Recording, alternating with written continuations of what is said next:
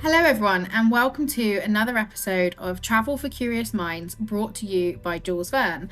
I'm your host, Abby, and I am really excited to be here today with Gareth Van Wyk from Rovos Rail. Hello, Gareth. Hi, Abby. Thanks for having me on today. The pleasure is all mine because you know personally how much I love your product and how much I love your stories. So, first of all, let's start with a little bit about you, what you do, and the amazing train journeys that you have.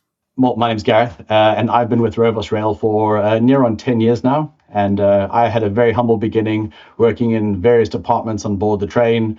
I went down to Cape Town. I worked at our guest houses. I've been on the boat with the owner. And today I sit on the sales and marketing side here in the UK, and I take care of the UK and European market for Rovos Rail. And tell us a little bit for our listeners who maybe haven't experienced Rovos Rail or don't actually know the wonders of what I think is the most luxurious trains in Africa. Oh, well, thank you, Abby. It certainly is a luxurious way to travel. We have today 6 trains. We have 11 different journeys to go on, and it is probably one of the best ways to, disconnect.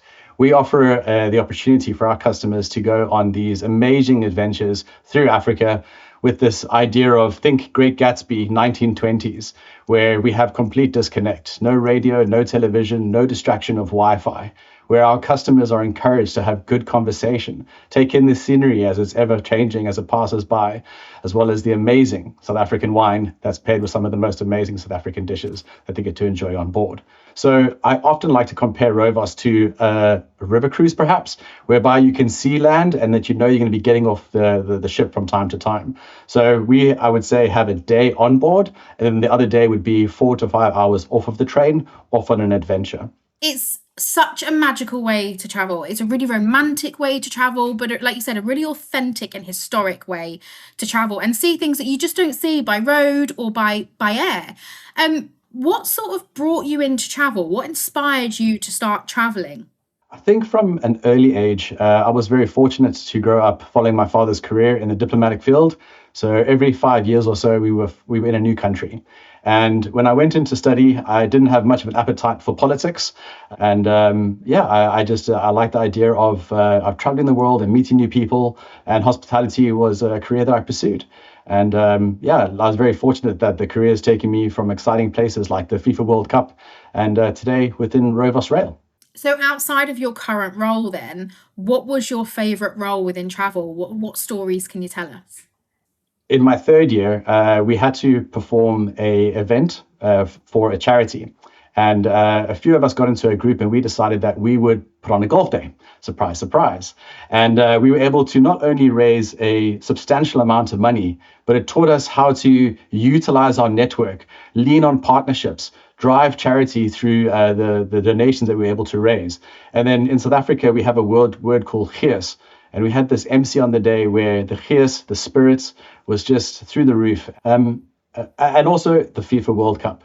What an amazing opportunity to represent South Africa. I worked in numerous stadiums around the country in VIP and VVIP roles, where I was in charge of a small team where we had celebrities, royalty, people from around the world. And I think the most amazing opportunity was actually working the final at Soccer City and hosting the cup with the previous team, Italy.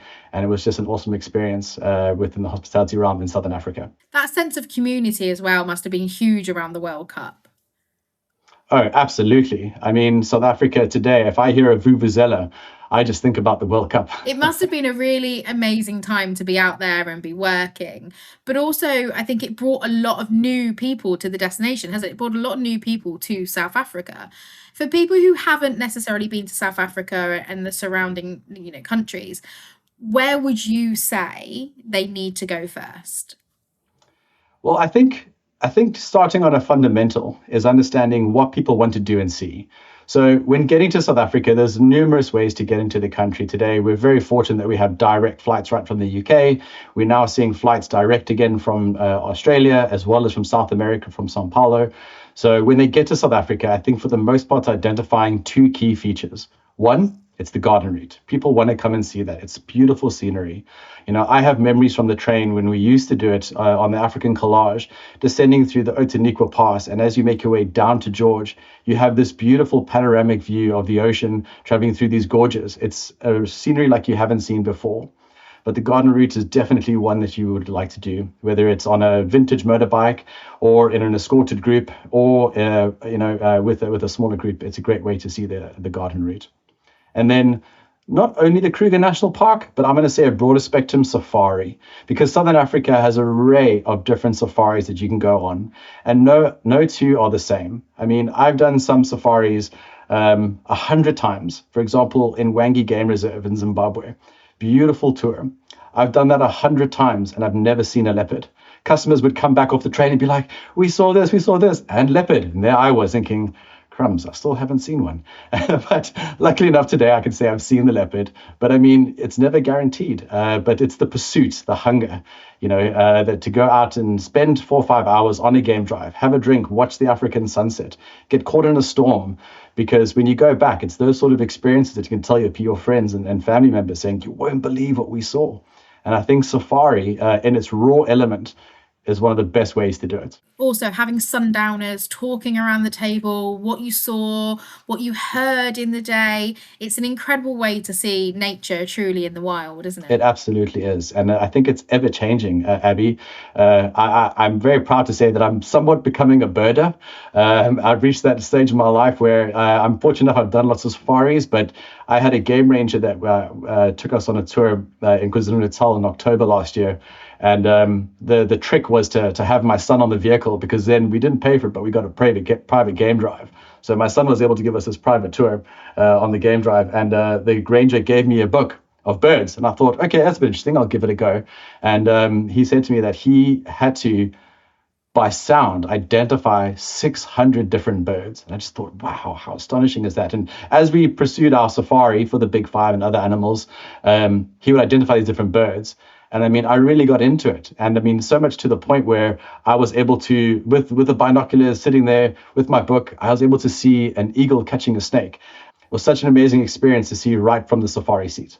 People don't necessarily realise how rare it is to see these things. So when you do get the opportunity to go, wow, I saw that, and then tell your friends and family, like you said, there's things that people have seen and there's things that people haven't seen, and sharing those stories are just incredible. Absolutely, absolutely. So what is your most iconic memory then of Southern Africa? What sort of kind of pulls at your heartstrings when you think of sort of home?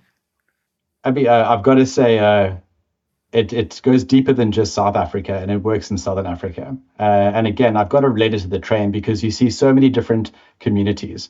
And that's what I want to focus on, is how much you impact the communities. When you travel on one of our iconic trips, perhaps Pretoria to Cape Town, it's only 3 nights. You're going through, I would say, 2 major cities, all 3, Pretoria, Johannesburg, and Cape Town. And you get to see the industrial side of that, as in any train, like in London or Paris, you would see the industrial side. But in Africa, you really see the communities. I want to talk about taking the train up to Dar es Salaam, our flagship journey. And you would have gone through Lusaka, where the people, they would use the tracks as a means to commute, because there's no roads into their villages. And in the morning, we would take the train really slow in as we would go to get our fresh produce. And people would be walking alongside the train. In the night, we would say to the guests, tomorrow we're going through Lusaka. And in the morning, don't be alarmed if you see a lot of people on the side of the train tracks. From time to time, someone might even, as so much, climb up onto the train. They're not trying to get in. There's no handles. They can't open the doors. They're just looking for a free ride. But once you pass by all those beautiful tours we go on, like Jasimba Falls, you go through an area called Makumbako. And at Makumbako, you have these banana plantations and maize fields, clay huts, and the people, the smiles on the children's faces. It's something that you haven't seen. They're just so happy to see this train that's coming through there, bringing tourists, and they're running alongside the train and they're waving. They're just so delighted. And I think it just puts a smile on everyone's face.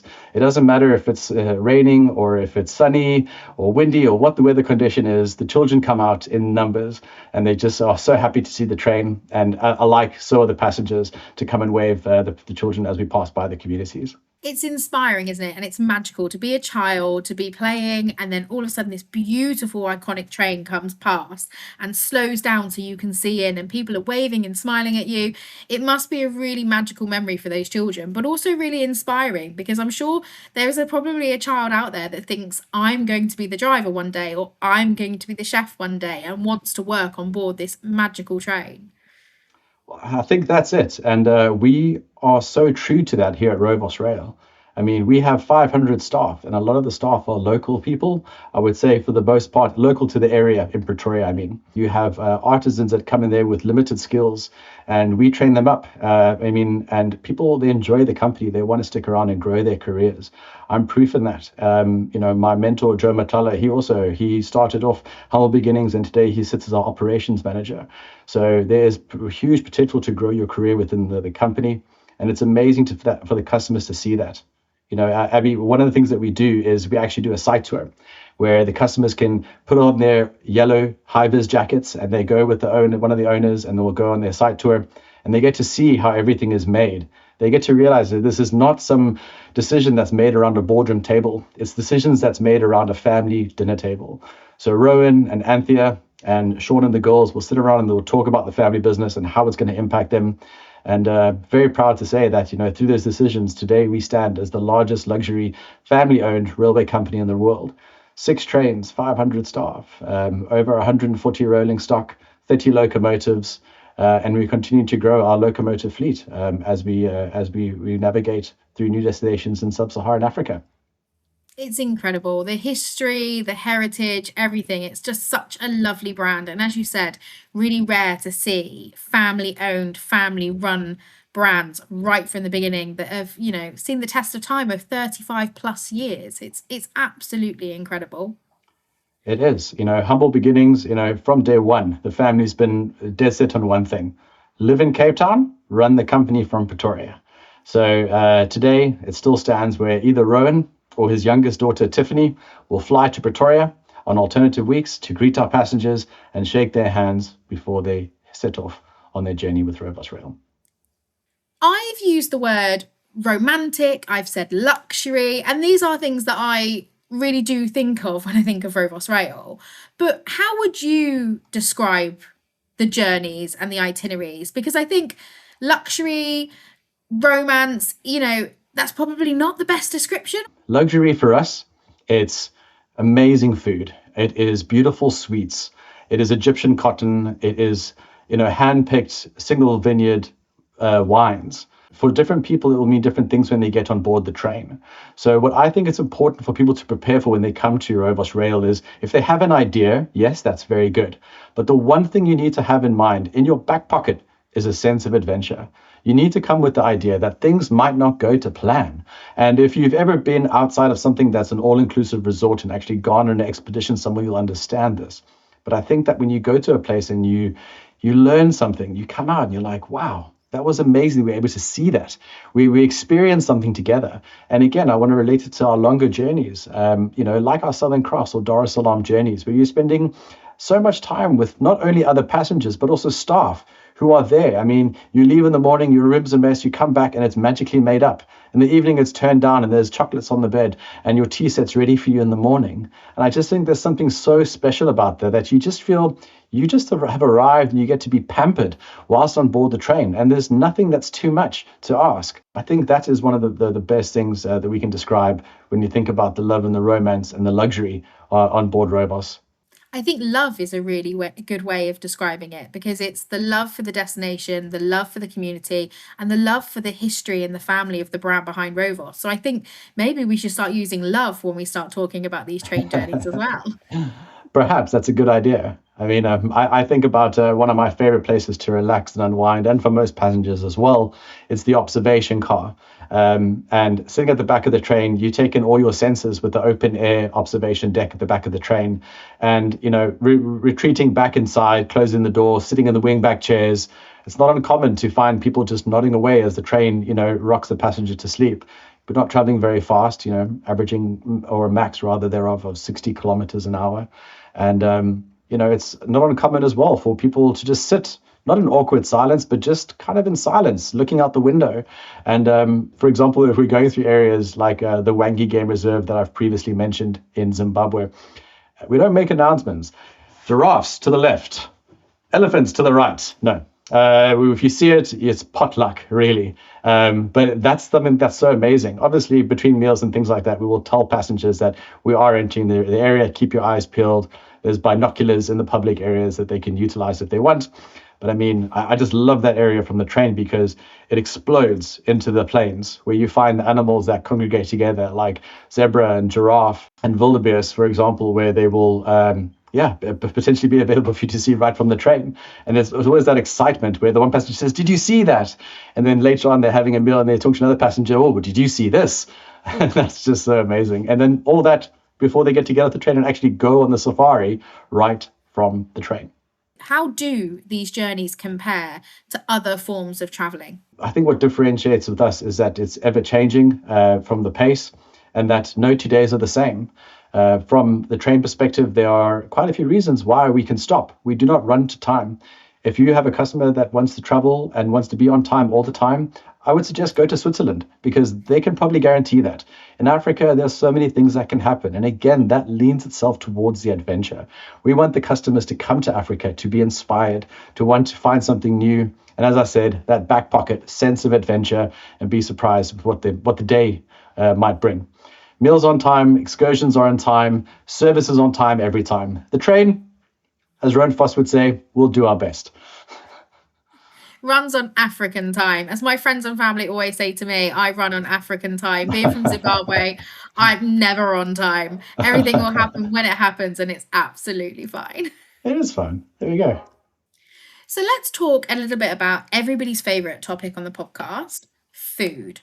So how do the logistics work on the train? The food, how do you get it there? Is it local? You know, what's the story regarding food and drink on the train? I would say our food is a European mix with an African twist. We want to share the flavors of the areas that we are traversing through. Like on the Cape Town route, we will serve bobotie, which is a national dish. On the Bo-Kaap region, we serve Cape Rock lobster. So I would say the gastronomy is a very important part of why people travel. Being the all-inclusive package, they don't have to worry about this or that. It's an all-inclusive from the get-go. But the one thing that we won't serve, unless requested, and it is an alternative or an extra charge, it's champagne. So we're quite proud of the fact that we have some phenomenal South African method Cup Classique on board. And it's a great way to develop your palate. If you don't know some of the wines that we have, it's a great way to develop it before traveling down and getting some to send back home. And I think people think of South Africa and they think of wine and they think how glorious it is. And people often say, oh, the wine and the steak. But there's so many other dishes in Southern Africa, aren't there? Can you tell me some of your favourites, some of the sort of home-cooked favourites? Yeah, there's an array. One of my favorite, it's not the easiest, but I do like cooking a lamb shank. It's one of my favorites for a home date night. 4 hours, slow cooked mash. It's a nice, easy dish. But more South African specific desserts. I love a South African cook sister. It's kind of like a donut that's dunked in sugar syrup and twisted rather than round, as well as a South African milk tart. So lovely, light, crispy dessert. Are they served on board or are they just secrets that you have at home? They are all served on board as well. Some of my recipes that I've brought home, the chefs have taught me. I mean, I've tried to replicate our lava dessert, but not to much success. I think the key is having an industrial kitchen, which does help. And outside of South Africa and Southern Africa, has there been any destinations then that have really surprised you? Because you have been really fortunate in your childhood as well. Like you said, every 5 years you would move around. Is there anywhere that you remember that you thought, wow, this is really different? It's not what I expected. Yeah, Abby. One that rings true, Jordan. It was my father's last post, and I went there on a holiday to go and visit him and my mum, and was just blown away by how Western it was. You know, having traveled to other Middle Eastern countries in the past, I was just blown away. It was not what I expected at all. You know, they have, not that it's my favorite, but they have the Wendy's, they have their Mustangs. But beyond that, I just fell in love with Petra and the community, the Bedouin people, and just the hospitality. I just found them to be very warm and welcoming beyond language, you know, using gestures to communicate. And I think also the love for good coffee, and believe it or not, good red wine as well that you can find in Jordan. That's coming from a South African. That's an incredible compliment to them. So where's next then? Is there anywhere that you haven't explored that's kind of on your bucket list that you're thinking, I need to go there? Or really, because you have traveled to a lot of places. I think it's difficult to pinpoint just one. So I think I would like to split into two, if that's okay. Of course. So I'm going to be a little bit selfish, and first one would be Africa. So one place I'd love to go to in Africa is Uganda. I would love to go and visit the gorillas, find the most immersive experience. It doesn't have to be luxury, just authentic. I love the outdoors. I love hiking. And I just think that would be a great thing to do when my son gets a bit older, when we can go out and do something like that. I think it will make us appreciate not only our own lives, but the communities, and just appreciate the fact that we get to go to these beautiful places. So I would say that would be tied, number one. And then the other half of that, completely on the other side of the world, and actually quite popular at the moment, you might agree, is Japan. Japan is high on my list for the culture, the cuisine, the community. As we come into spring right now here in the UK, I think about what would it be like seeing Japan during spring as it blossoms with all the beautiful colors that you just see in all the beautiful brochures. So Uganda and Japan. We'll have to catch up when you've been, and you'll have to tell us all about it, because those are two very different destinations, but again, incredible both in their own right. Gareth, I have loved talking Rovos and South Africa and just everything with you. It's been such a conversation that's really warmed my heart.